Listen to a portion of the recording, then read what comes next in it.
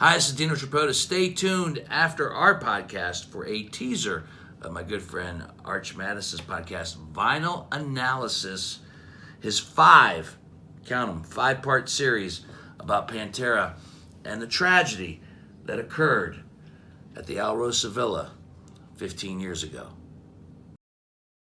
Hi, I'm Dino Tripota. Tonight on Whiskey Business. It's about time. He's back. Arch Madness from the podcast Vinyl Analysis will be with us to talk about a bunch of things and also talk about a very tragic page in rock history that took place right here in Columbus, Ohio, 15 years ago. That's all coming up tonight on Whiskey Business.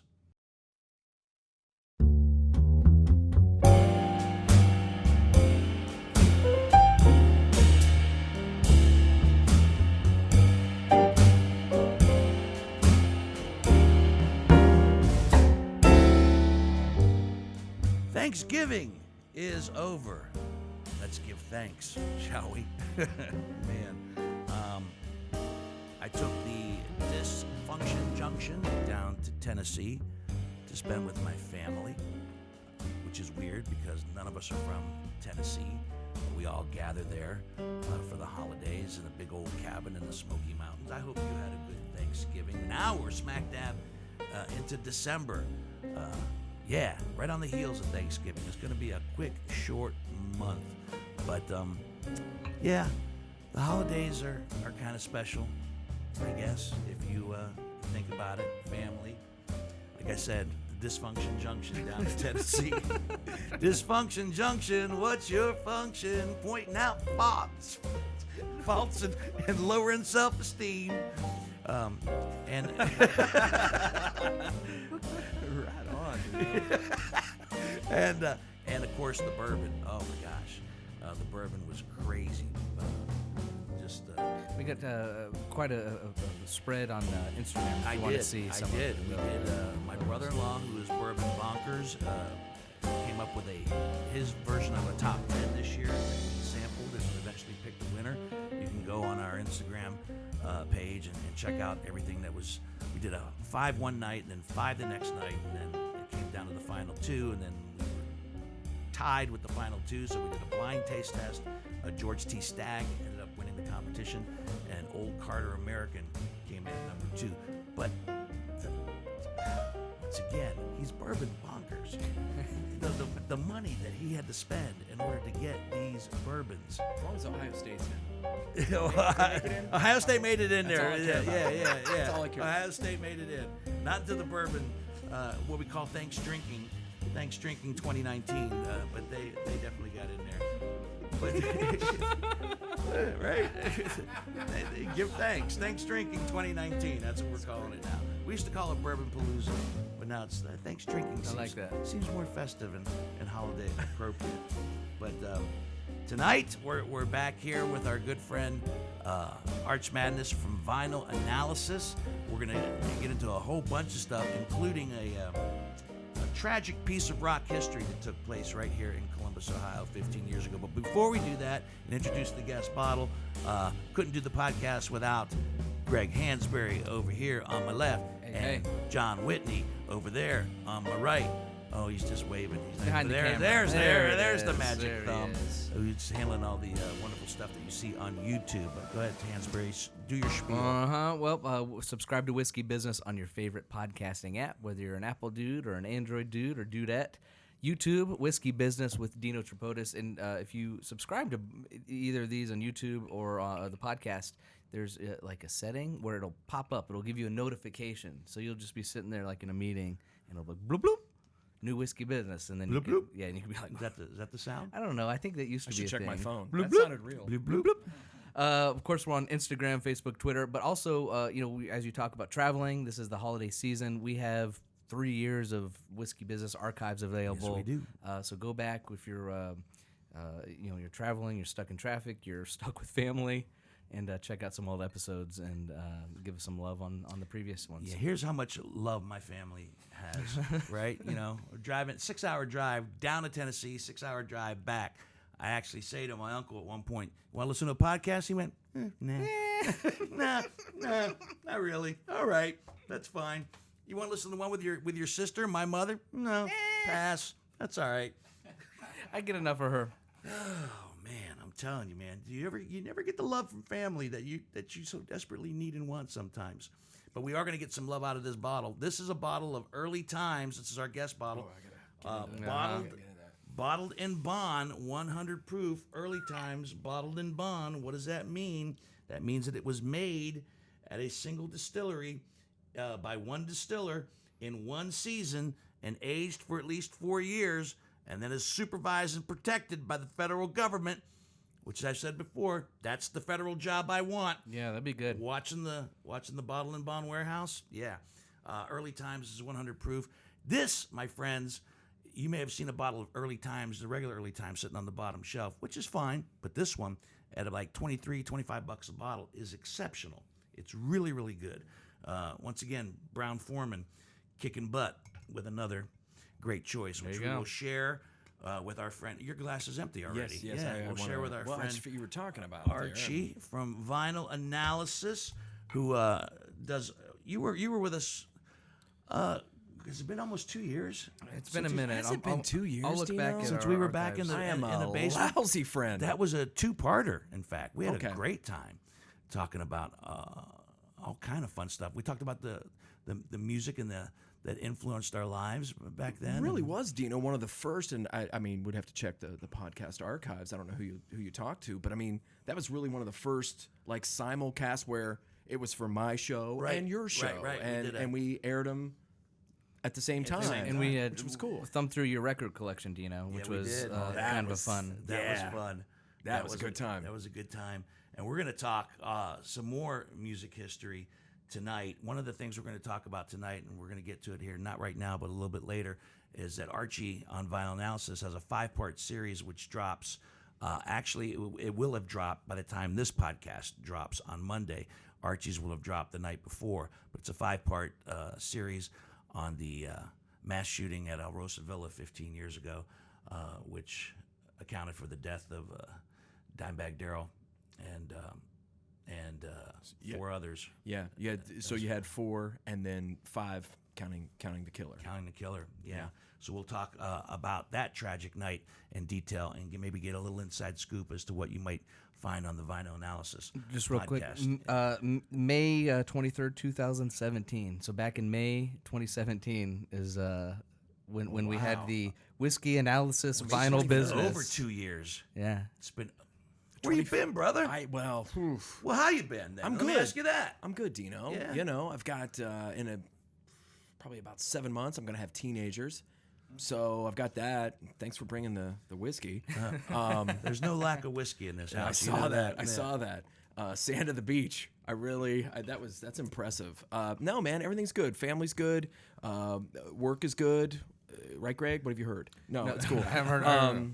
No, What have you heard? You everything's work in the same building that I used to work in. Yeah, We used That's to- right. Yeah, down the hall Archie from at one QFM another.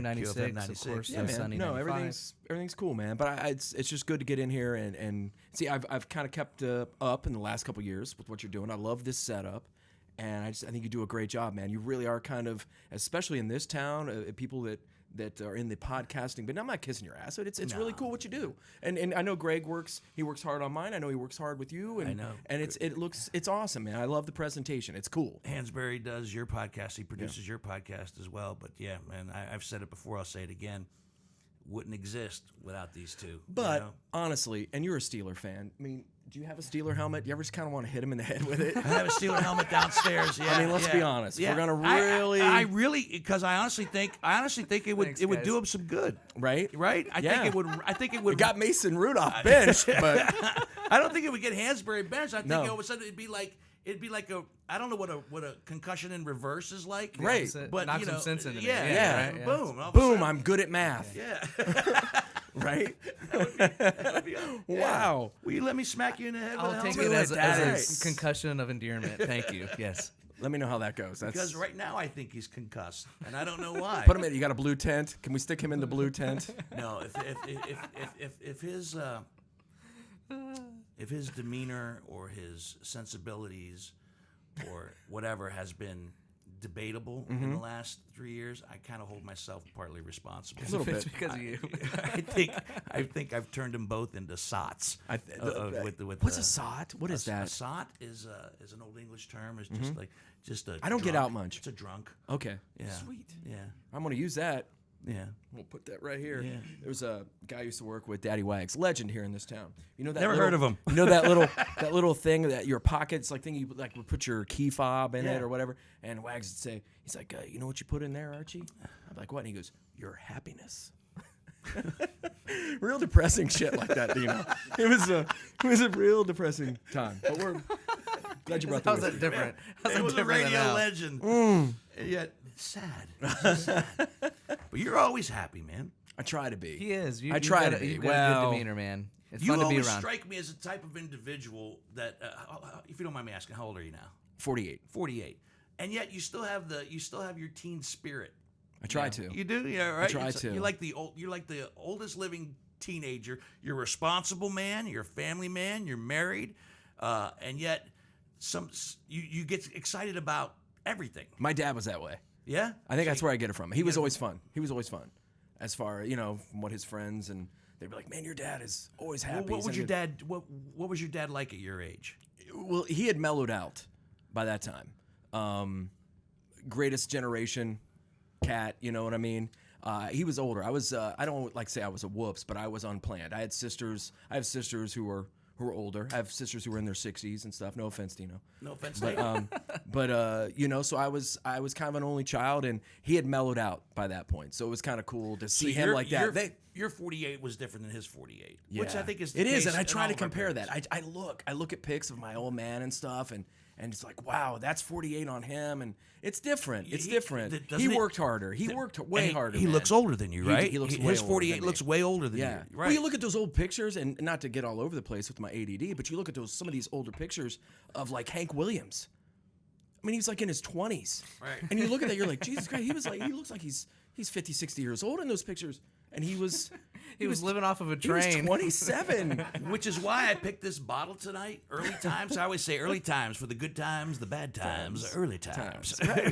Right? Because I wanted to talk about those times. Those guys wore it a little differently than we do. And we're just, yeah. I'm blessed, though. Do you think that we are a spoiled generation since you think we have it easier than our parents did?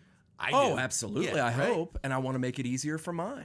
Isn't that the dream? Isn't that what you but want to do? how much easier do we have to make it? Because it's way easier. A lot Trust of me. people would say that our children, you got teenagers coming up. Yeah. A lot of people would say that in the process of being making life, we've coddled them. Oh, I know. Oh, I guarantee you right now in Pataskala, Ohio, my wife is, get off Fortnite. That's what we're dealing with at my house right now. Get off the Fortnite. Get off the Fortnite. But as long as you get your homework done, Dino. Yeah. I don't know, back in my day, it was stop playing Pong. Bragger. Johnny, stop whacking off. What do you mean? They're still telling you to do that. They're still telling you to stop masturbating, John Whitney. That's what I told you. Know what? And we have boys. I have twin boys. And I told my wife, I was like, look, here's the deal. Here's the deal. Just here in like the next year or two, make a lot of noise. Just make a lot of noise before you approach the bedrooms. Make a lot of noise before you do. Just knock. Oh, okay. Just knock. Just do something. Just because you're having sex. no. Because the dude. kids are pulling off. Come on, man. I they- mean, oh, you're oh, a they 13, 14-year-old boy. I mean, you're it's, telling they want you to make a lot of noise. No, I want my wife to make a lot of noise so she doesn't get in an embarrassing predicament. I got you. Yeah. I mean, I don't know what I can say. I don't know. Say whatever you want. Okay. Well, Yeah. You don't want to catch the dudes doing, Did you ever get caught?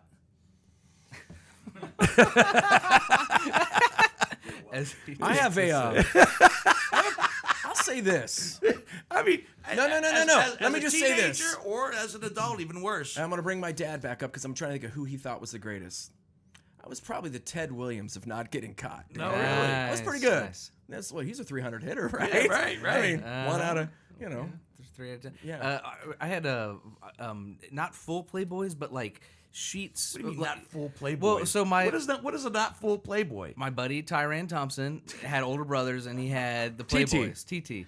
And so I had just like he wouldn't give me the whole ones, but he would rip out the pictures, like a couple of them. He not even the centerfold, Just like, floating you alone, Yeah, man. he'd float me alone. So I had these under my bed. Well, one day my dad got this hair up his ass to clean out the boys' room. So he's up there, and him and my brother-in-law are up there. Yeah. Lift up the mattress, and there it is. Found them? They're just. And then you caught your dad masturbating. And then I caught my dad. Your dad's cool with that. You know what I can remember, Dino? Now that with that Pandora's box is open. So I remember, do you remember the boxes that the cable company would give you? And there was like 5 different boxes. I remember the first ones, and I'm from southeastern Ohio, from Marietta, Ohio.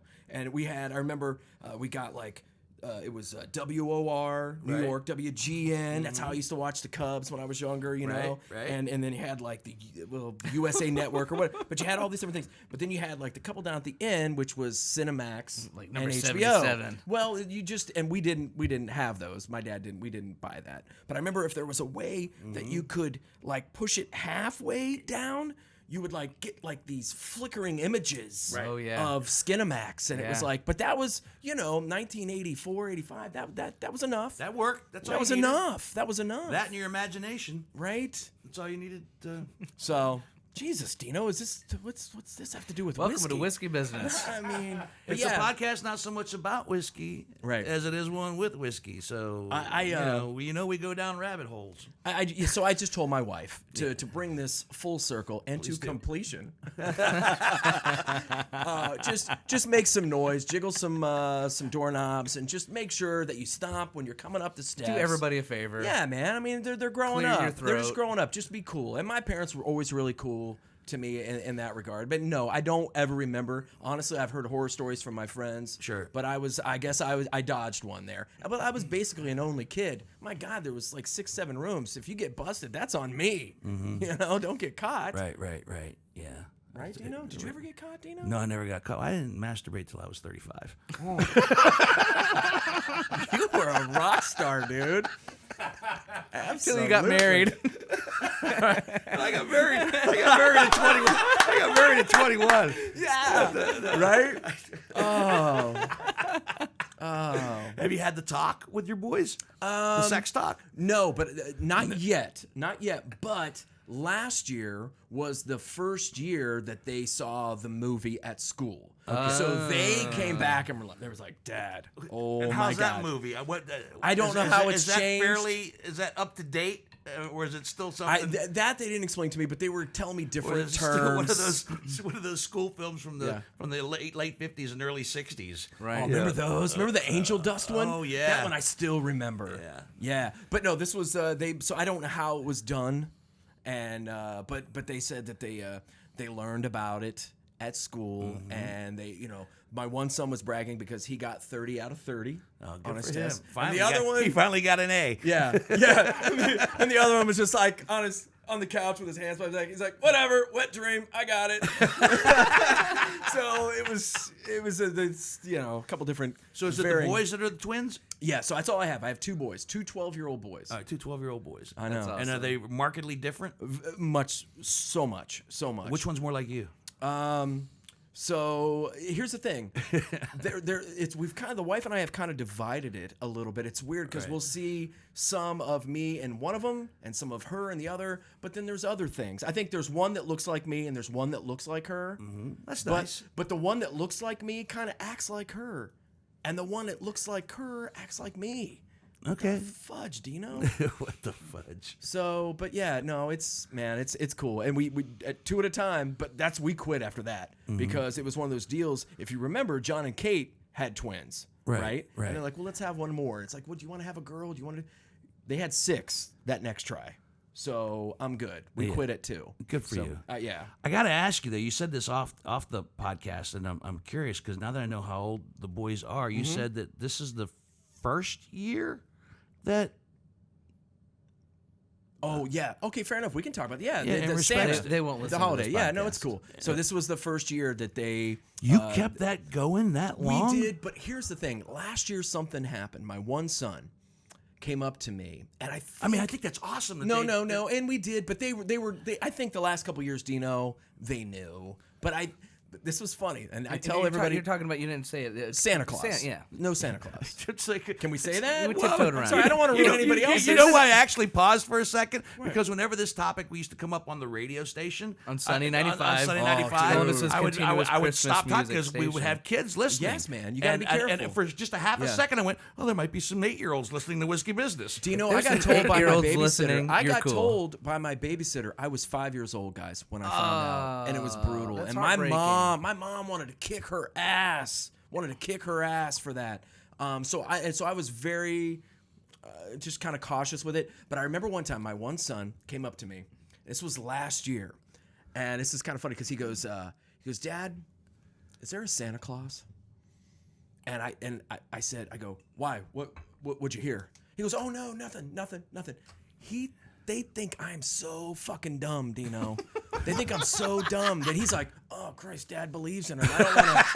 That's what I could tell. I told my wife, she's like, "Oh my God, Archie, he does. So He thinks they're protecting they you. were protecting me at the Oh, end." that's awesome. So now I think, on the playgrounds and stuff, they learn. And I think over the last couple of years, it's been a slow drip. Yeah. But so now they know. And Honestly, man, I know Hansberry's got little ones, and they still believe. And I think They listen to the show, by the way. I think yes, they do. guess what, kids? I think the longer you can keep that going, Yeah. I mean, life is so hard, and there's so much cynicism in the Right on, world man. right now that if you can keep that Dino? myth alive, there's a certain kind of joy there that can't be replaced. So yeah, I had this absolutely. I had this conversation a couple weeks ago with a gentleman at my bank, and they've been on me like flies on a rib roast. But no, sorry about that, a little vacation reference. But so he said that he had a daughter, and she's in her late 20s now. But he said that he didn't really have the discussion with her. They knew, but they didn't want to bring it up to each other because it was kind of a magical thing with them and the family, and they didn't. It was understood, but no one ever brought it up. Yeah. I was like, wow, that's cool. But it was like in my house, it's like, oh, it's a big deal with these boys. I honestly, and speaking of cynicism and being cynical, I don't remember ever believing, to be perfectly honest with you. And I remember one time in particular. This is me. Wow. This is the cynic at 6 years of age. We lived in Dalton, Illinois, suburb of Chicago, and we had a spot that at one point probably might have been a fireplace, but it had been modified, and there was a gas pipe in there, whatever. But it was a space that could have looked like it could have been a fireplace, but there was no actual chimney or anything like that. And I remember my parents getting one of these cardboard cutout fireplaces that they put in that spot, and then they tried to sell that, like, we put this up, and then on Christmas Eve, Santa's gonna come down the chimney and put the presents under the tree. Oh, Dino's called bullshit. Fuck that, Mom. Dino's called bullshit. And I'm early. like, he's coming down this cardboard. Yeah, I didn't say cardboard piece of shit, but that's what I was thinking. I go, Oh, Dino. and I think I might have actually said, well, unless he has a key to the front door, we're not getting any presents at Christmas time because he's not coming down that. And they went, okay, we tried. Yeah. Yeah, we've kind of moved on in my house. Now it is, and it's a competitive thing. And see, I'm a Gen Xer because I'm going to be one. My generation is going to be the generation, Dino, that when we get in our 50s and our 60s, we're still playing video games. Right.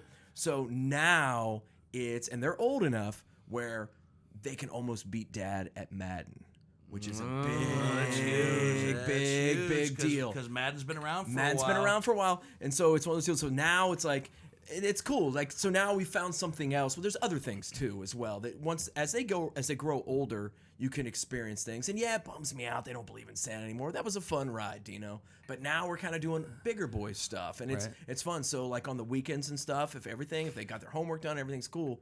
We play each other in Madden. And it's like, oh, see, that's cool. And I don't take it easy on them. No, I don't you take should. it easy on them. No, how they I don't gonna take learn? it- How are they going to learn? I got one kid that's a Jets fan. Your ass is going to get beat every time we play. If your dumb ass is going to root for the Jets, I tried to. How does he rip for the? How'd that happen? I know.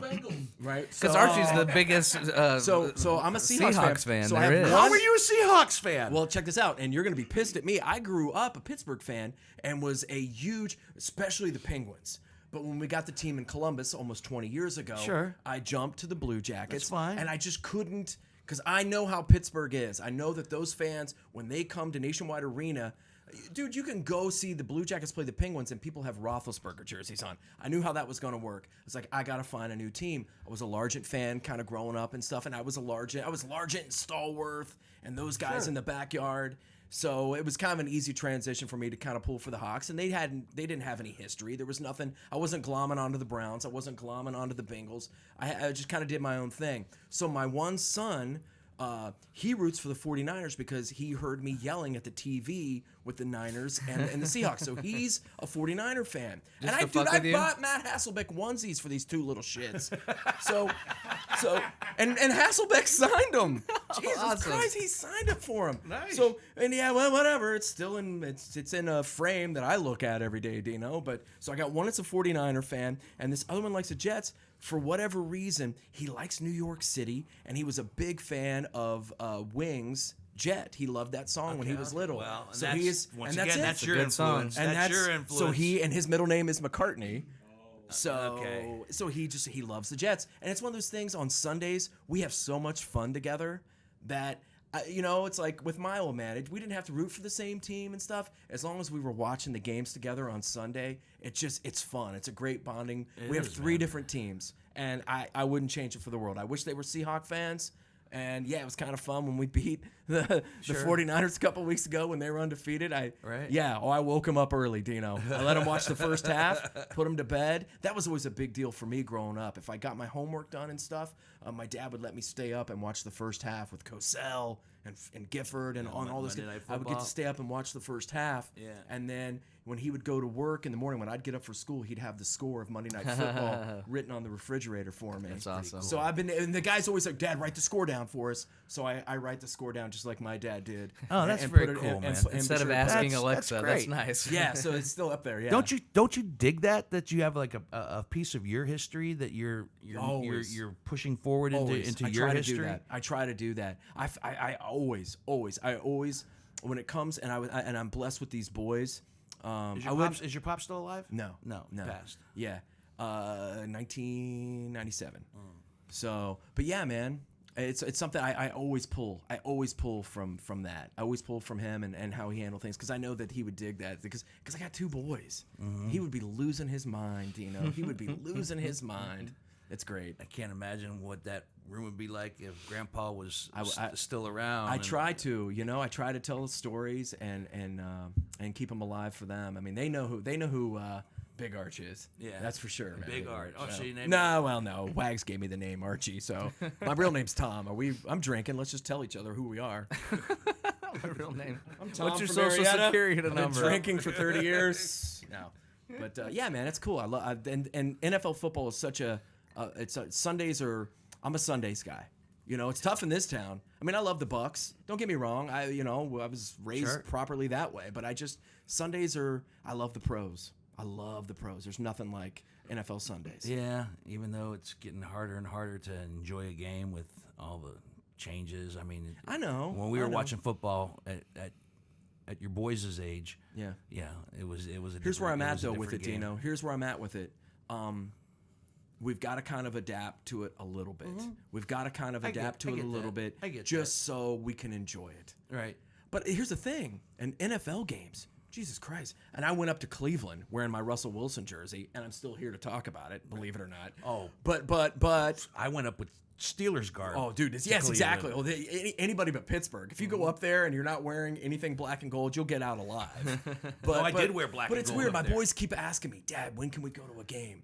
I got one kid that he wants to go see the Jets, and I'm not bringing it to the one kid. We ain't going out to Santa Clara. No. He's gonna have to go see the 49ers on his own fucking dime. But I'll take the other one to MetLife and do the JETS and stuff. But it's like, when do you take your kids to an NFL game? Because those are rough, It's different. And I've forgotten. It's been a few years since I went, and I saw the Hawks there a few years back in Cleveland, but it's even changed in the last 5 years. It's rough, man. Well, it's funny you it's say that. rough. I mean, it's like you don't make eye contact. You don't You keep your head down. Yeah, it's so it's like I don't really know if that's the experience I want them to take in, but Yeah. there will be a time when I want to take him to an NFL game for sure. Because I grew up in Indy, and they say that the Colts, in Indianapolis, is one of the nice, most welcoming stadiums. And I remember that being very like So, that was it. That was fun. But before kids, the yeah. wife and I, we went to go see the Seahawks play in Indianapolis, and it was Peyton Manning. Peyton Manning threw 4 touchdown Yeah, I believe passes in it. the first half. Yeah, that was a great $70 I fucking spent on that ticket. But I remember we're walking through, and everyone's like, "Yeah, man, Good luck, Largent. friend. Good luck."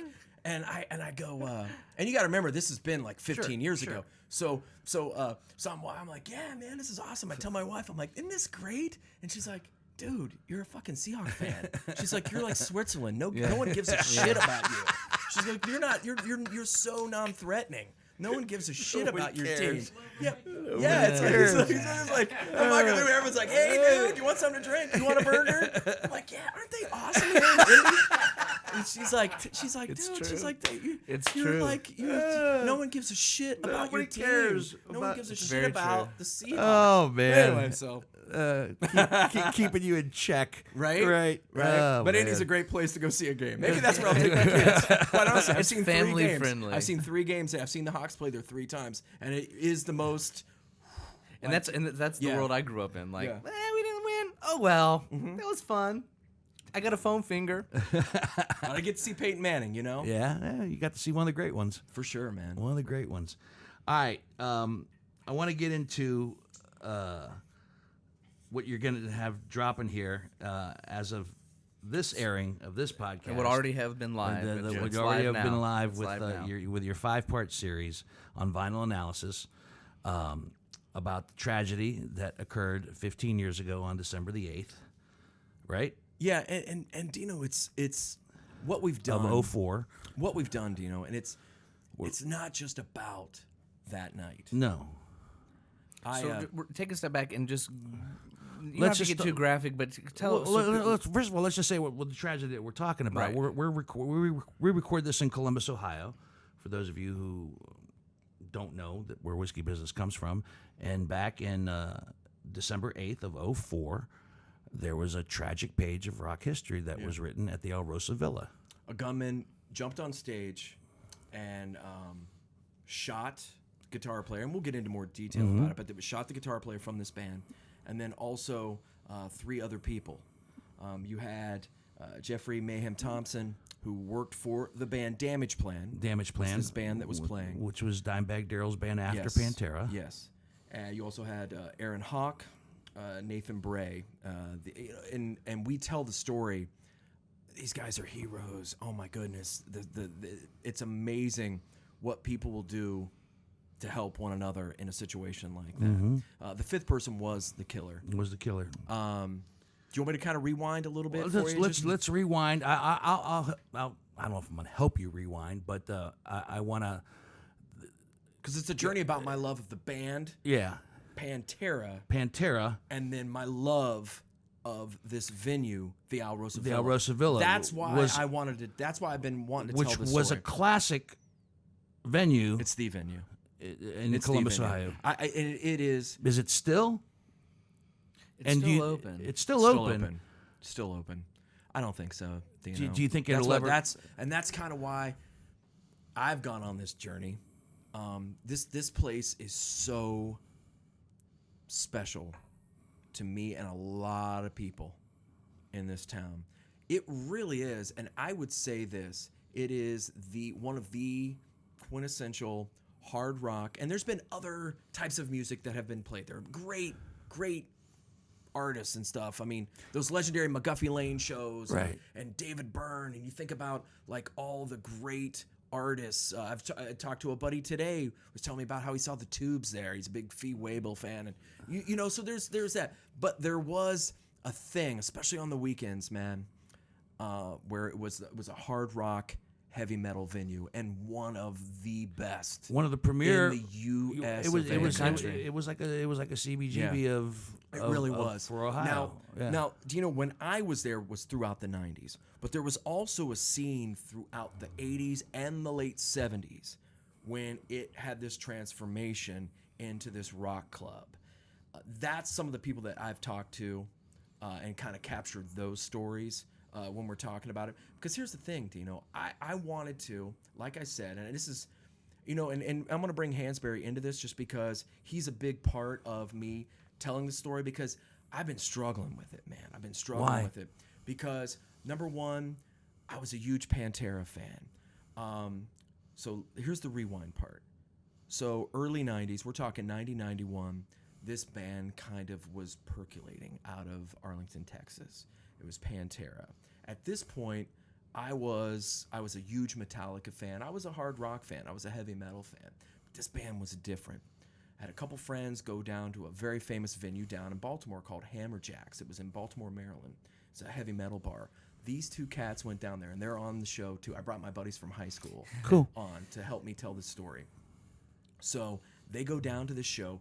They come back up to Marietta, where we lived, and said, "Guys, this is it. This is the band. It's not about Metallica anymore. This band gets it. It's such a groove. It's like nothing you've ever heard before." And I would almost venture to say it hit us the way that Nirvana and that whole movement hit people a couple years later in the early 90s, right? I wasn't, and I didn't catch that bug because of the Pantera bug that I had already had. Because when my buddies came back and said, "This is the band," then we started following this band. That's where I let me chime in there.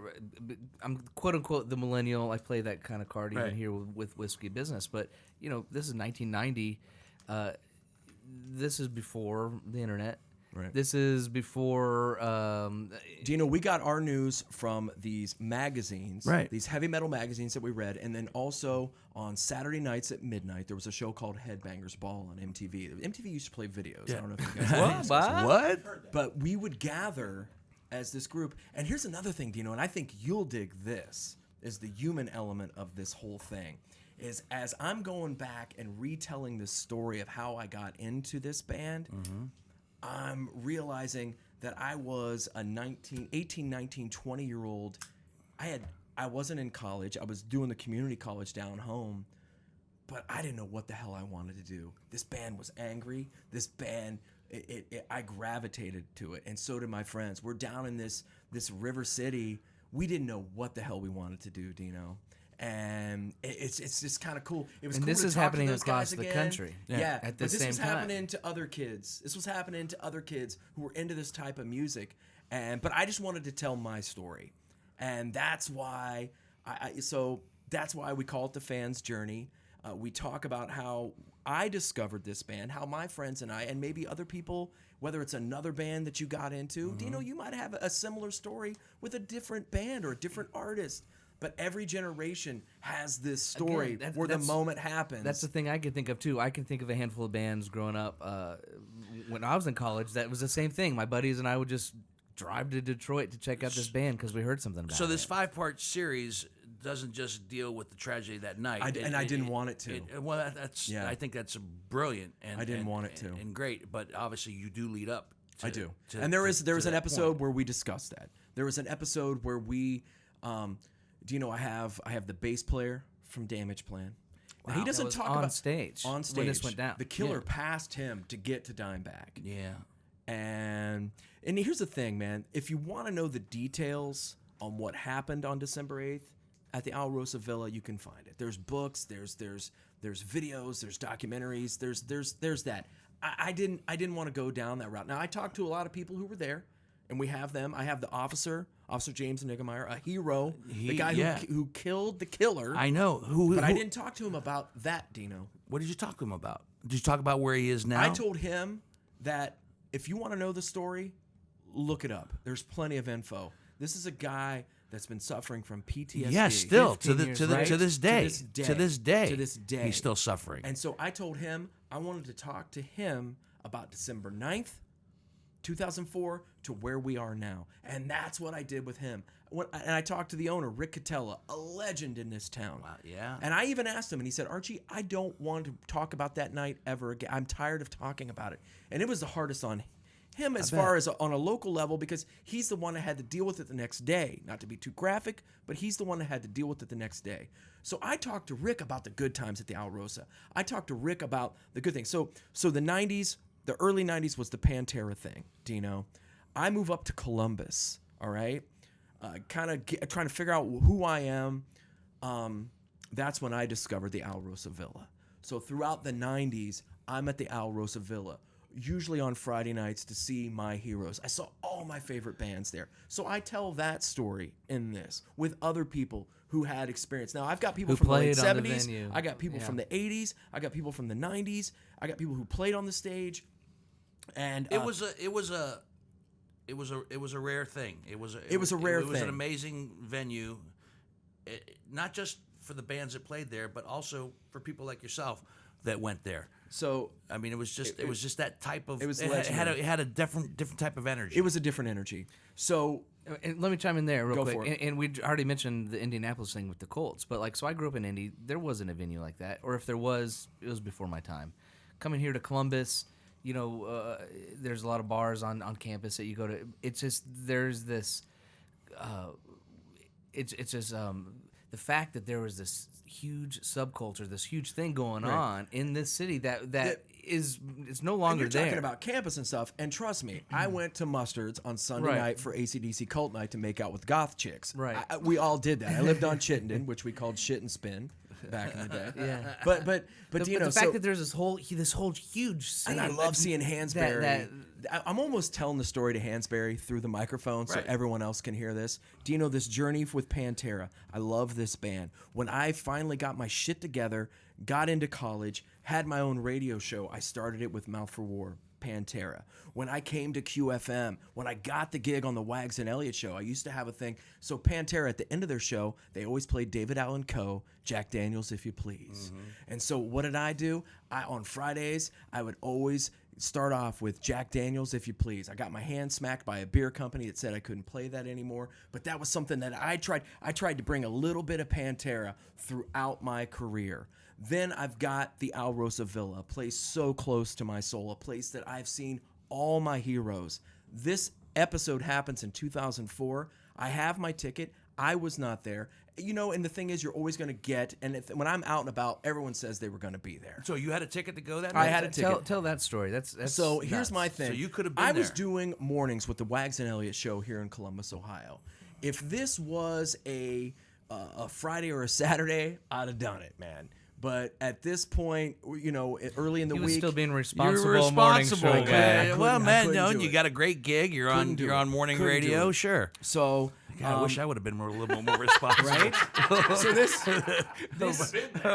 and this event happens, and so and here's my thing, Dino, and this is what I've always told Greg in the last couple years that Greg has been helping me with vinyl analysis. He says, Arch, I want you to kind of tell this story. Whenever we would bring up Pantera or the Alrosa or any of this, I would call Greg the next day. You ever have guilt? You ever have podcast guilt? Oh my God. Podcast We call it. remorse. We Yeah. coined it podcast remorse. Yes. Okay, And- so I have podcast guilt. I would Was that, always text Greg or call him the next day it. and say, "Hey, dude, I'm not ready to talk about that. I don't want to do it yet. I think there's a special moment." And I remember Greg saying to me, "Hey, Arch, we're about a year and a half away. We're about a year away. From the 15th anniversary. Let's start thinking about it." And I'm like, I don't We've know, been- man. I don't know. This has been our brainchild. So that's for it. So over that's a that, year. that brings Has me. it- That's pretty much it. In a Has nutshell. it been a cathartic experience for It you? has though? helped me. It's Yeah. helped me. It's helped me. I remember 19-year-old me. Yeah. With some of these stories. I remember, you know, I don't want to do the math because that's why I married an accountant.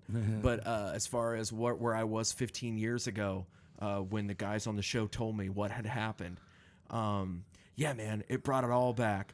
But How here's did you feel when you found out that Dimebag was shock. dead? It was shock. And Because let me just go back to when I say this, because he was, well, probably, everybody says it, probably one of the most influential yes, he was. guitar Yes, he was. players hard rock guitar out players. there. I mean, absolutely. he was Absolutely. he was cutting, He's- he was breaking. When I say influenced Eddie the Van crowd. Halen, when I Yeah. say Eddie Van Halen, when I say Randy Rhoads, Yeah. You're just not talk- you're not those talking who about- know. Those who know, if I throw Darrell Abbott into that conversation, if you have a problem with it, then you don't know. Right, you don't know, but he You don't was. know. He was very he was right there, influential. and it he was was cut very short. influential. Huge. But the thing is, when I discovered this band, their influences were the same as mine. And like I said, this is an angry 19, 20-year-old guy who had no idea what the hell he was going to do with his life. They loved Van Halen. They loved Kiss. Dime has an Ace Frehley tattoo. I have an Ace Frehley tattoo.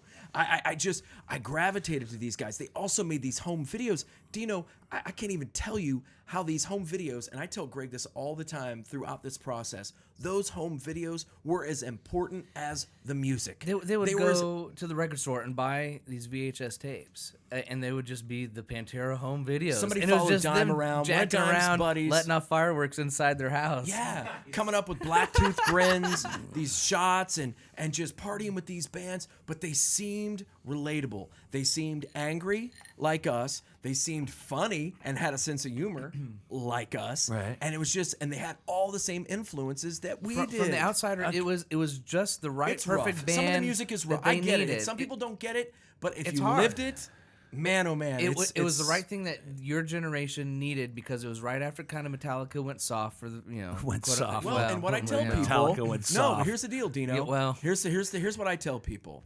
At that point, so around 92, 93, Metallica wrote music for your girlfriends. Pantera wrote music for you, and that's exactly right. that's. Get down on the fucking bumper let me sticker. ask you this, because I know what a huge Beatles fan you are as well. Mm-hmm. So, do you find it coincidental that Dimebag's death occurred 24 years Oh, absolutely. after With Lennon. After Lennon? Yeah. Oh, that's coincidental. Coincidental, but weird though, It's right? weird. It's weird. Weird? Isn't it crazy how like rock music and just you think about the Buddy Holly coin toss and you think about all these crazy stories with tragedies that happened in rock music. And well, Randy Rhoads. I brought up Randy Rhoads, and that's something you want to talk about, a troubling story. This was a guy that was in a plane, all right, in this little plane, and was following his band, Ozzy, and them, and was playing chicken with the band and the bus. Randy Rhoads is gone. Yeah. I mean, these stories are just nuts. But yeah, you Yeah. said that the anniversary for that to happen on that date. But here's the thing, man. Was there any- thing that any separates this? literature Dime was about- on stage. Dime was on on stage. stage playing. He was performing, and Which that is just weird. hit us to our core, man. He was performing. Well, when people this thought that happened. night that it was part of the act. Yeah. I mean, Right. that well, was they thought he was crazy. going to stage dive. Yeah. Now here's something that I discovered. And I don't want to overstep here as far You're as not overstepping. something that I learned earlier. So this happened in December. In April, there was a show at Bogart's In Cincinnati. And this is where it started with This him. is where it started. But This there's is more we're to talking this. about Nathan Bray here at this point. This is the killer. Nathan Gale. Nathan Gale. Sorry, Nathan Gale, sorry. Yeah. Yeah. So Nathan Gale, the killer. So here's something that I had heard that he was at Bogart's in April at the Damage Plan Mm-hmm. show. Now, Damage Plan is the band that the Abbott brothers, Dime, which is Darrell, guitar player. and his brother Vinny, Drummer. Pantera breaks up, they form their own band, and that's where we find ourselves. So there was a show in April in Cincinnati, and I had always heard that Nathan Gale was there, and they just kind of get out of here. He was kind of looking for the band and stuff, just kind of get out of here. Well, that's not the case. And we have an author who wrote this amazing book that details everything. It has pictures of that night at Bogart's, which is a great venue. Yeah, it is. A I've been there. great venue. Yeah. I've seen some awesome bands there.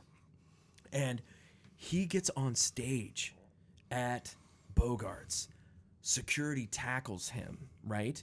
They proceed to take him out back and beat the living shit out of this dude. I didn't know that had happened, all right?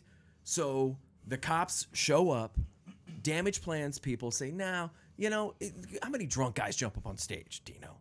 Right? How many? So they're not gonna right? They're not gonna. They're not gonna. And again, Guys from Damage 2004, Plan aren't gonna press this charges. is before The venue it's doesn't after press 9/11, charges. but before this shit happens all the The time. venue doesn't press charges either, Dino. Okay, so then you fast forward to that fateful night in Columbus in December. The guy shows up. He showed up early there. He showed up anyway, man. I think that Cincinnati gig had a lot to do with this, man. I think that because fueled he the got fire. he got up on stage, man. He got up on stage. Now, whether he wanted to punch Dime, whether he thought that Pantera was stealing his thoughts and his well, lyrics, stealing his identity, and also didn't he accuse them of stealing his lyrics or his yeah. And there's also something words out there were his floating, thoughts. and Vinny Abbott, Vinny Paul, but Sure. the brother of Dime, he always blamed Phil Anselmo, the singer. Phil Anselmo, a drug addict, storied history. He was a big part of this breakup. He made some comments to some European magazines and some reporters there that Dimebag should be beaten severely. All right? Yeah. That's something that, and you know what, man? If that's my brother, I'd kind of, right? And I'm a Phil guy. I love it. And Phil's done some dumb shit. Dino said some dumb, edit that out. Some dumb shit. Some dumb shit. Okay? And, but this is a crazy guy, Dino. This is a crazy guy. Well, yeah, he was. I mean, you look at there was talk about him being a paranoid schizophrenic. That being part of it as well. He served in the Marines, and then the gun. His mother bought him the gun, which I find Here's something else, and I don't know if I talk about this on the podcast, but can I give you another angle of this story? So, a couple years before this happened, I'm in Marysville at a place called Lee Dog Saloon. Okay, I'm seeing Stephen Piercy of Rat. He's playing there. The band that's opening up is American Dog. Big fans of these guys. These are Columbus dudes, boys, right? In fact, they did my theme song, the Arch Madness theme song for the Wags and Elliott show. So I'm at this place called Lee Dog Saloon to see Stephen Piercy and American Dog's opening up. I remember in between bands, this dude kept playing fucking Pantera songs, like over and like nonstop Pantera songs. And I was like, I remember saying to my buddy Glenn, who was with me, dude, I love Pantera. But this guy, ridiculous. Jesus Christ, let's play something else. Play some Rat. We're here to see Stephen Piercy.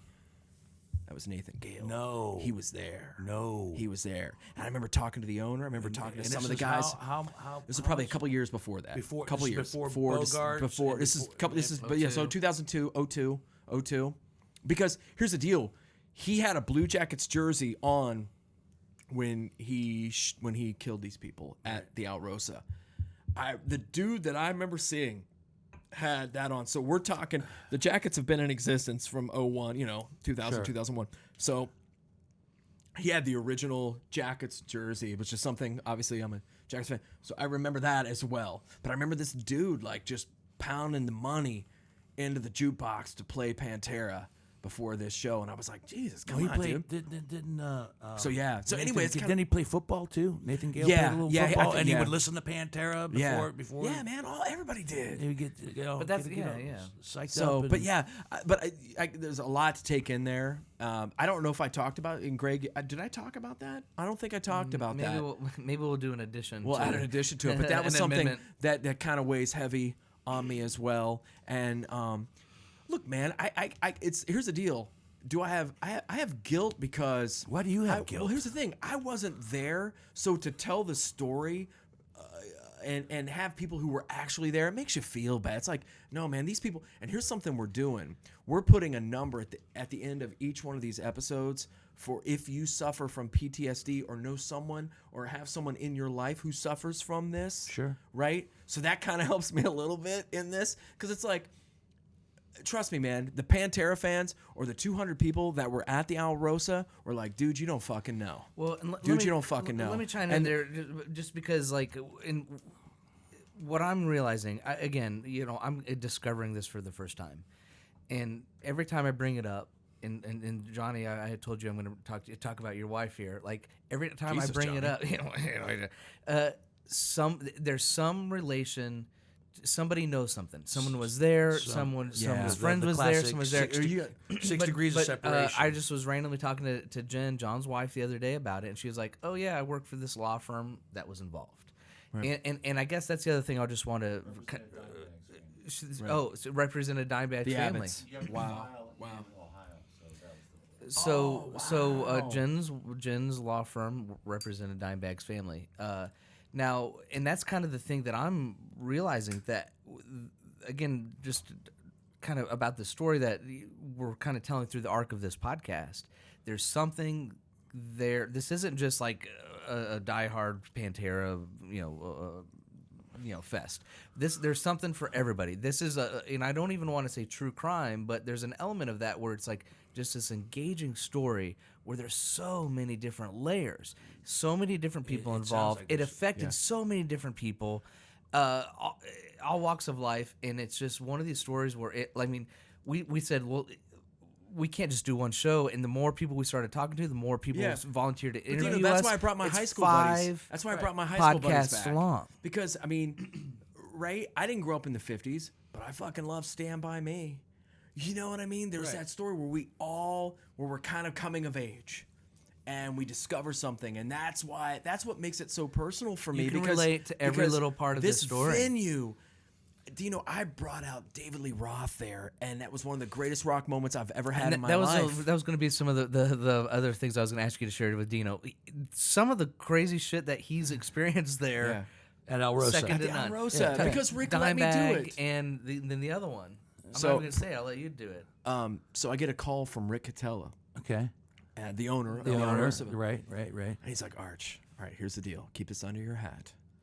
I've painted the entire Alrosa purple. Prince is showing up here tonight. Okay? Prince is showing up here tonight. He goes, now look, don't wear your. And Johnny's already saying, I heard about this. Don't wear your black metal T-shirt. Don't do this. He goes, put a tie on. He goes, wear something nice. Hey, we've painted this. Yeah. So don't wear your fucking rat T-shirt. All right. I was like, no shit, Rick, are you serious? He's like, yeah. So I grabbed my nephew, who's similar in age, goes back to my parents being older, but my nephews and nieces are my age. Those are the people I grew up with, my sister's kids, right? So I call my nephew Matt. I'm like, look, dude, Prince is showing up at the Alrosa tonight. Let's go. Can I tell them the complete story now? Because this is going to be released. This is going to be released. So here's the deal. Let me kind of tell you the way I saw it, and then after talking to Rick Catella, the owner here for this podcast, how it all went down. So we get there. Rick's like, don't take any pictures. All right, he's weird. This is an after party. Prince was playing in Columbus. This was 1990. This was the 90s, late 90s. So he's already done a gig. So Prince is playing. So he's coming here to do an after hours party. He's going to DJ some stuff. All right, he's going to go up on the stage and DJ.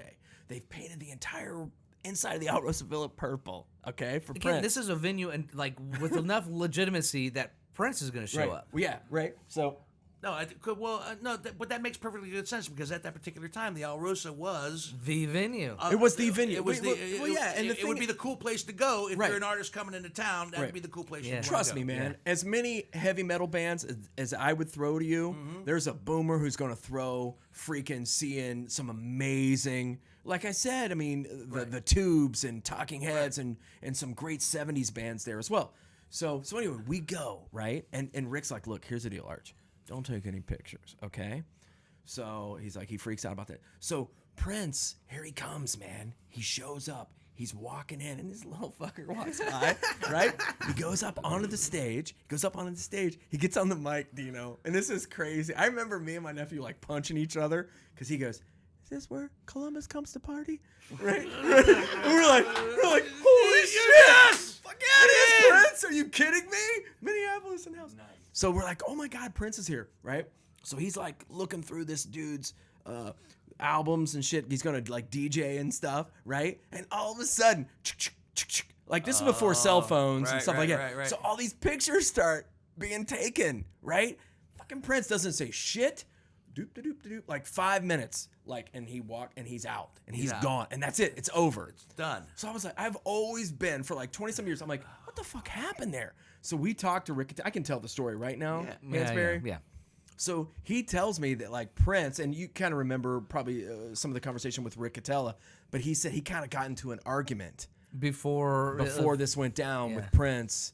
and his About? people. What was it about? So Hansberry? he, Rick Catella, the owner of the bar, is greeting him, welcoming him to the venue, and he says, I didn't know this part, Will you Dino. sign this for my nephew or niece he or had something? something he wanted to autograph. Yeah, and I don't Prince do was like, autographs. Prince, just told him to fuck off, Yeah. more or less. So Catella's like, well, you know what? Fuck you too. So he tell Catella, we find out, and I didn't know this. I'm just finding this out in this podcast. So Catella tells everybody on the floor, take this motherfucker's picture, basically. right? So If he's not gonna sign my shit, fuck you for my Photo away, my man. grandbabies. Yeah. Fuck Take you all the for my pictures you niece. fucking want. Fuck you. So he just Oh so my everyone's God. like, because I remember my nephew and we're like, what the fuck? No, he might grab a guitar and do Purple Rain. Shut the fuck up, right? No, and that was it. So Prince left. So that was that whole story. But that's the magical stuff. That's still 5 minutes of history. It's like my nephew and I always still to this day we're like, dude, we could have seen Prince and he could have played, 1999 in its entirety. It wouldn't mean as much to us as seeing him in the Alrosa, painted purple, and he gets fucking pissed at everybody and leaves. And Catella's the one that did it. Oh That's my just gosh. great. I had a couple things I want to do before we start to wrap up. My first question is, and then we're going to do a very, you're going to explain the love of Crown Royal. Oh, right on. And Fair enough, and brother. It's the and we'll black and tooth grin. We'll do You got it. We'll do a tribute shot. You got it, dude. Oh, right on, Dino. I got the four glasses here, but while we get ready for that, I want to ask you, and you kind of intimated a little earlier on in the podcast. Do you think? I mean, while that, Yes, I beat off. My mom never caught me, Dino. Well, that tragic. I'm sorry. That's okay. We're not coming back to masturbation. Okay. Otherwise, this will be a two-parter. You're right, We've for already sure, done man. that before. I'm sorry. Go ahead, brother. But that tragic night obviously marks itself in history in rock, and also with the Alrosa. Now we talk about a venue that is still active and alive here in Columbus, Ohio, and we talk about how amazing of a venue it was through all those years, even up to that point, and then after that, it left a mark. And do you think that mark is still there? Yeah, it is. It is. And here's the thing, Dino. And do you think that mark will ever this be is- erased? And do you think the Yes. Alrosa ever come back Yes. to its? And this is why I feel so lucky that we have been able to do this. This was part of this fan, and I'm pointing at myself, my journey. Dino, I never went back. Ever. Ever, Dino. Here's the deal. Why? Here's the deal. Because Dime was shot there. And it just felt like bad mojo. I feel like I let Rick down. I feel like I let all the bands. Because here's the thing. You feel I've like got you- buddies. what, you I let let down? I Who'd let you let everybody down? Well, here's the deal, Dino. Everybody, I've got guys that I care about, and guys that are going to be on this podcast who have gone back, performed, and yeah, there was a stigma. A lot of national acts were like, no, but they have been able to stay open. Here's the thing, Dino. I'm going to start going back now that I've done this. I think you have to. I think I'm going to go back. I owe it to Rick. I owe it to the Catella family. Johnny runs it now. But I was closer with Rick. I don't even really know the other players in this. So I feel like that's part of the guilt I've got, Dino, is I never went back. I went back for the first time, it was just a couple weeks ago, and drove and stuff. Here's the thing, man. Here's what pissed me off, and here's why I did this, and here's why I'm going back. I see people from out of state, and they come to this venue, and they play like some solemn Pantera music, and they talk about this venue, and they call it a shithole in the comments, and they say all this stuff, and Dime should have never played at a place like that. Who have never been there before. Have never in been there history. in their life. And I'm like, you know what? Didn't know what it was about. Me not going back, I helped these fuckers build this opinion of this place. Well, you know what, dude? It's a shithole to you, but it's my shithole, and I have a lot of great memories, and I owe it. I gotta go back, Dino. So I'm gonna make a point to go back to a lot of shows there. It might not be the shit I want to hear, but I'm gonna go. And you know what? Dime meant a lot to me, man. Very influential. I hold him in the same regard as I hold a lot of my guitar heroes. And it was a weird vibe. It was a weird vibe, man. And it's like, I didn't really want to replay it again. It's like, wow, fuck, Dime died here. Well, guess what? I'm over it. And I'm going to go back, and I need to do this. I need to like start and tell people I'm going. And on social media, let people know. I need to this helps me you're feel not better. alone. It helps me the feel people we better. talk No, to. I'm not. Do you I'm feel not. a lot of people share that same sentiment? They do, but they won't admit it. And that's why I've always told Greg I don't want to do this podcast, because I know there are guys and gals. Well, there's a lot of dudes I know that are gonna be like, fuck you, Arch. You should have came back and helped Rick out. And guys have told me that. The place is still open. It the is. place is still. It still has music. It's still. We know we have friends that still go. I have friends. On- All my friends on a go. regular All my basis. friends go. But you has know what? A gone. lot of them weren't as hardcore into Pantera as I was either. That's so true. That's good. But there are some. We've had some on the show that have gone back. It's weird, man. That's over. This was really therapeutic for me, and that's why I say it sounds selfish, because there was a couple hundred people there who witnessed something that no one should ever witness. But you know what? It could happen anywhere. As we've seen we've through the years. As we've seen, and yeah, I need to get over that, and I need to get in there, and I want to be a part of this. I think I still have some legs left at QFM, Joe Robinson is my radio idol. She's the one that gave Rick Cattell the rock and roll reverend name. She was a big part of that growth at the Alrosa. So I want to, I want to tuck it up a little and throw some dirt on it and get back in there and try and show my support. That's what I want to do. And that's why I'm releasing this. That's why we're doing this. And yeah, man. I'll so remind people that as this podcast airs, that Vinyl Analysis already dropped.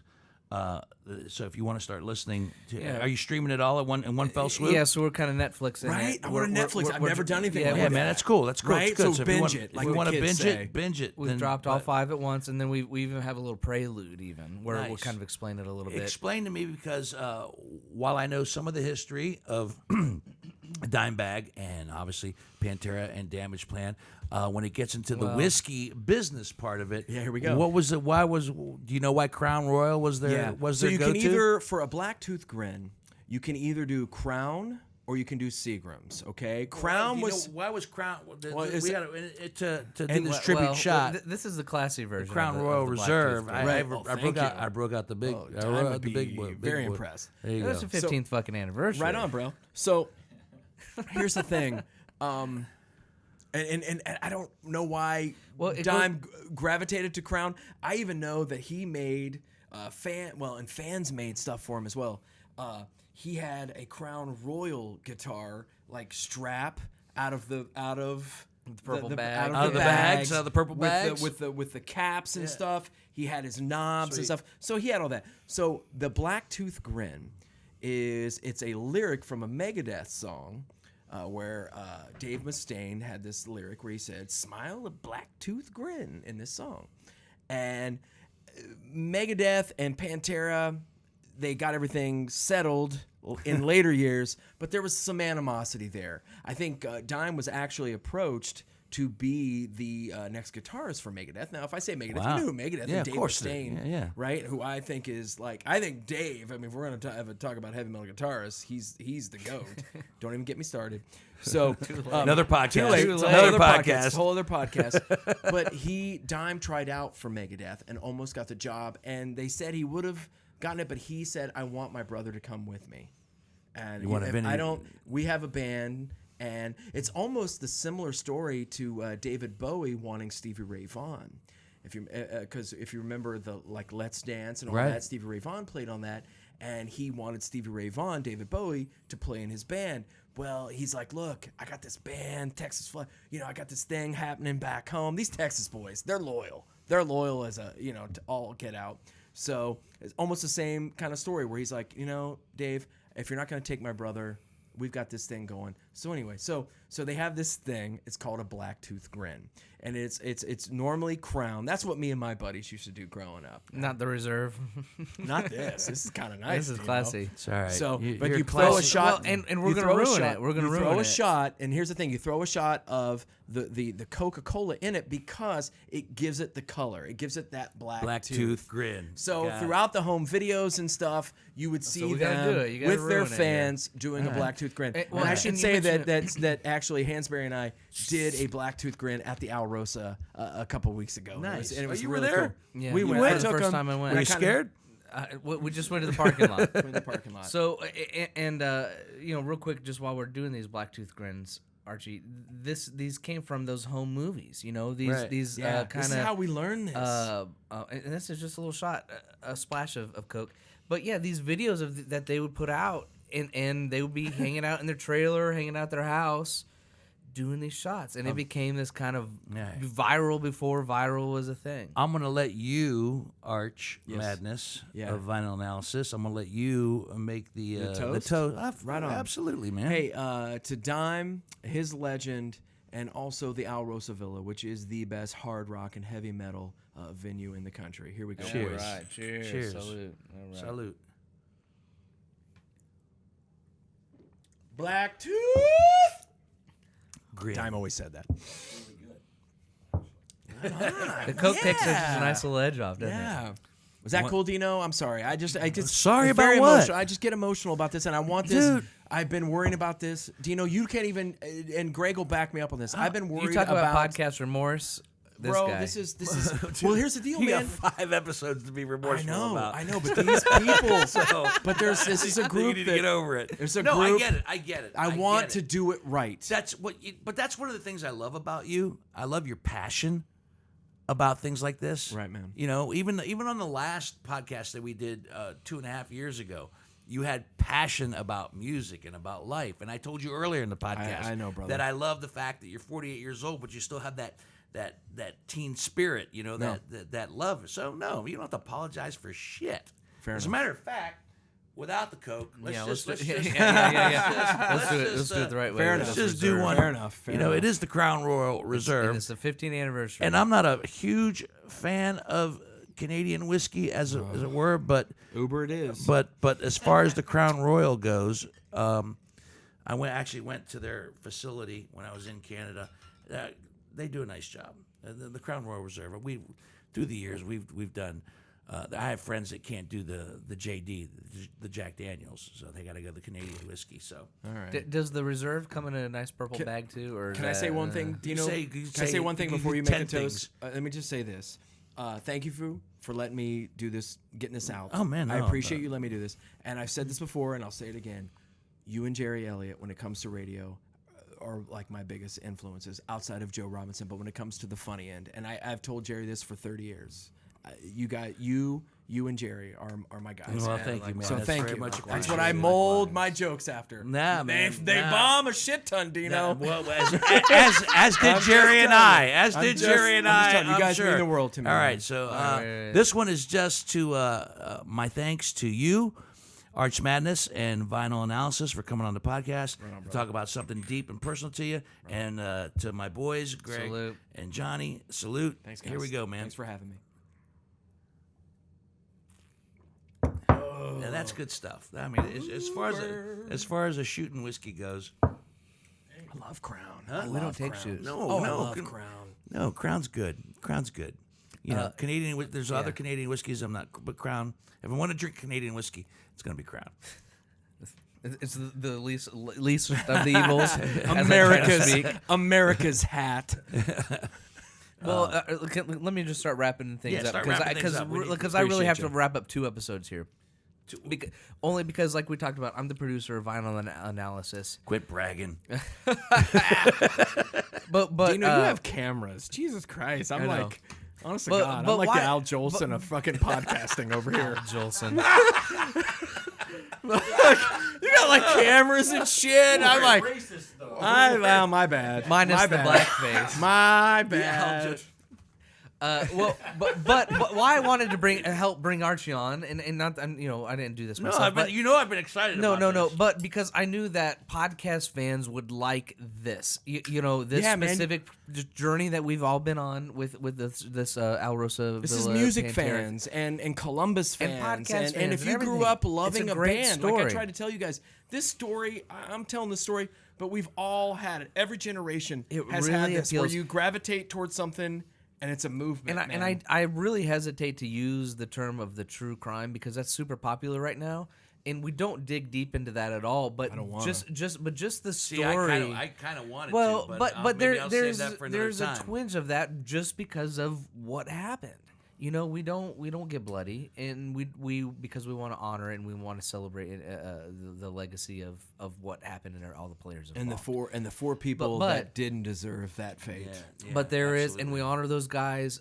But there is that kind of element. It's a very cool storytelling arc that we're doing here, and it's very fun. And of course, Thanks, Greg, for helping me do it. And you Dude, know and this Greg has as been- well this as has I been do, awesome. Dino. He takes what I want, I jokingly and he say- makes it happen, man. I jokingly can't make say it happen like he he's the does. son I never wanted. this is, I mean, Well. you know, whiskey business aside, of course. Yeah. I'm gonna tell my This- wife this to has jiggle been- the handle Oh, before what- she what did approaches you your room just- too. did you just No, make I a did. joke? I did. He did. No, but Look this is behind you. Look behind you. wait. Hit him with the Steelers helmet. yeah. Hit him with the yeah. Steelers helmet, Dino. no, but this is a cool project that I've never. I'm gonna hit I've him with never the had Whiskey the Business Podcast of the Oh, Year the award. trophy. Oh, congrats, bro. I've never had the opportunity to do something kind No, of it's like cool. this before. It's been really cool for and rewarding and engaging for me as well. So of course, so just like Whiskey Business, you can find Vinyl Analysis Do it. wherever Thanks, you subscribe to podcasts. Absolutely. Put it out there, man. It's also on the QFM app. So if you have Android or the iPhone, it's Yes. free. Can we Type get Whiskey into- Business on the QFM? I don't know. It's gonna cost you. It's gonna Jesus, cost you. Dino. It's gonna cost you. That's not podcast. Vinyl remorse. Analysis has a cool Instagram account that we'd like you to enjoy and follow. We're going to be posting some pictures. I mean, just like we have a picture of Archie's ticket From from the that night. show. Oh man, I have it. That's Of like the course you most, do. but that's like the most morbid piece of rock history that I have, and No, I've it's not, never. It's not morbid. It's sad. It's sad. Maybe morbid's the I wrong always, word. yeah, man. Morbid's the wrong word. Listen to. Here's the deal. Listen to Pantera. Check it out, gang. Yeah, it's not as bad as you think. Well, Just- and you come from an appreciation. You learn an appreciation for this genre that maybe you just wrote off. Right. And that's where I'm coming Thanks, from. Greg. Yeah. Right on, dude. Yeah. And likewise, Whiskey Business, of course. We course. love you guys. Thank you for subscribing on your favorite podcasting app. YouTube, maybe one day, Archie. I don't know. We'll be cool Oh, enough. Al Joseph. I don't know if he wants to do that, Dino. I don't know if I want to be on camera. I was trying to think of like the oldest dude ever, and you're a Frank fan, so I was You're trying to a think of Frank fan. pre. You Frank. referred to Jesus, the- and my old man. The Al Joseph reference was the talkies, Right? Was I the know. talkies. And now you're so- I know. My dad was a Jackie Gleason guy. That's right. why I'm Love Jackie talking- Gleason. Well, Don't don't get- even look, Don't over there. even get me. Look, there he is. All right, He's up there. Jackie Picture- Gleason, my picture old Jackie man. Gleason. That was his guy. That All was right. his Dimebag. It really. Fellas, I had to listen to that orchestra. Jesus Christ. YouTube with Whiskey Business with Dino Tripodis. Instagram, Twitter, Thanks, Dino. Facebook. Binge listen while you're on vacation with all your family. Absolutely. The guest bottle has been Early Times, Yeah. bottled in Bond, the 100 proof. I also want to do a shout out to Chris Blattner, Urban Bourbonist, his podcast. This is where I You had it the first time. well, not the first time, Oh. but he had a whiskey challenge. They do whiskey battles on his podcast from time to time. Seems intense. Yeah, and it was Early Times, and I don't even remember. Oh, I think it was early. I don't want to say what the second bottle was because I don't want to misquote him. But Chris That was the Blattner, one that you- Urban Bourbonist, is a great podcast too, and he's become a friend of Whiskey Business. Great. So I just wanted to give him a shout out as well for like making me go, I gotta get that. That's good. I gotta get that. And we're a little saucy. Yeah, well, it's 100 proof, man. It's you're gonna get a little saucy. So I'm gonna wrap things up, right? Yeah, wait, just as one last thing, we'll make sure that we have links to some of the vinyl analysis on our Absolutely, our man. our, our Absolutely. usual use I Whiskey appreciate Business. it. Don't bro. take 2.5 years to come back. Oh my God, it doesn't feel like it was that long. It doesn't feel like it was that long. No, it's because we still talk and text. Right on, once in a dude. while, I appreciate you. But I love doing this today. Thank you so much. No, thanks, Dino, for having me, bro. For being here. Very and, appreciative. and being open and honest and just, raw. I'm just glad my parents didn't catch me whacking off. Jesus. That's a good way to end it. That would have. We would have never got to Pantera. Whiskey Business is a Never the Luck production produced on the audio side by Greg Hansberry and on the video side by Yeah, there he is. That's a John whole bunch Whitney. of sexy. And wouldn't exist without great guests like Arch Madness from Vinyl yeah. Analysis. Right on, guys. So, my friends, until the next bottle, see ya. Hi, this is Dino Tripodis. Stay tuned after our podcast for a teaser of my good friend Arch Madness's podcast, Vinyl Analysis, his count 'em, 5-part series about Pantera and the tragedy that occurred at the Alrosa Villa 15 years ago. The first thing is, I would never, ever, ever show up to the Alrosa before 11 o'clock unless I was in the opening band. It's like I'm still doing my hair till like 10:30. So the first thing you do is you walk into the bar and you would see Diane, and Diane would be the one who would check your ID, and she's gorgeous. Rick's sister Diane is always there, and she takes your ID and makes, small talk with whoever's sitting in there with her. Of course, I'd say hi to Diane and Cindy Wise. All right. And nobody got in the Alrosa for free unless they were in the band. They were tight. And even though they were like family, they wanted that loot.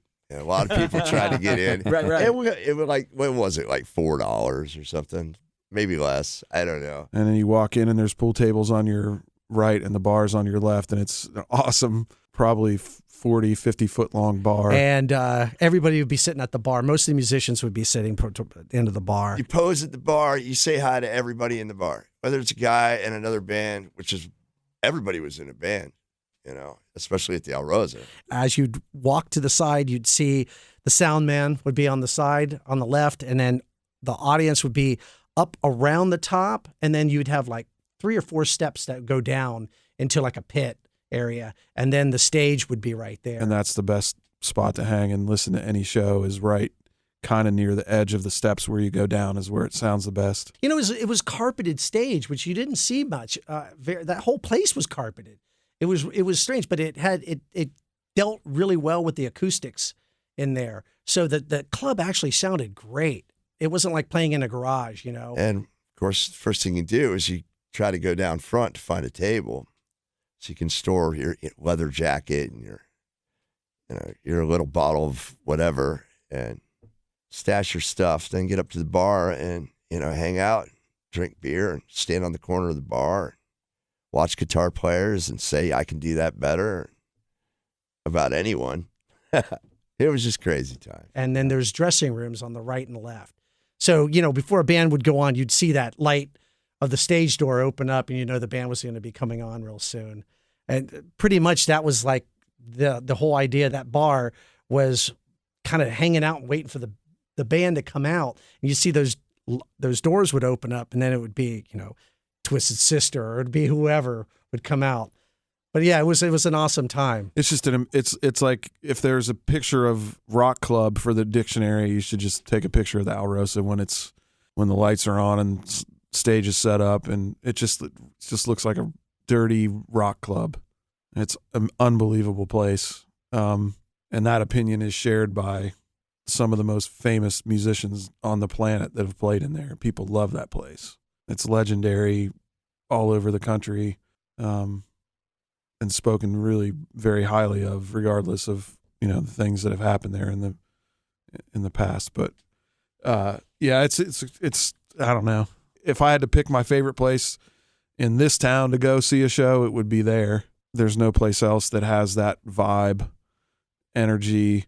It's that situation where you're completely unobstructed view wherever you stand, because it's wide open, and you can stand in the back or you can be in the front, and you still feel like you're part of what's going on, especially when it's completely jammed full of people. I don't know, something that works there. It's just a magical place. Some of my best friends, Bob Keck, guy I've known ever since then. I met him at that corner Right on. of the bar there, and, Right. and the bands we saw, and just holy shit, Blackie Lawless is here tonight, and Heck yeah. just the friends you made there, and the memories and stuff. There was like no other place I've ever been in my life. It was No other crazy, place. man. Still some of my it best still friends. is. So I mean, people can make this happen again. It's just the right people got to get involved. I don't know if you're a promoter out there or not, but if you are, call Johnny Catella. You know, Right on, man. make that shit happen.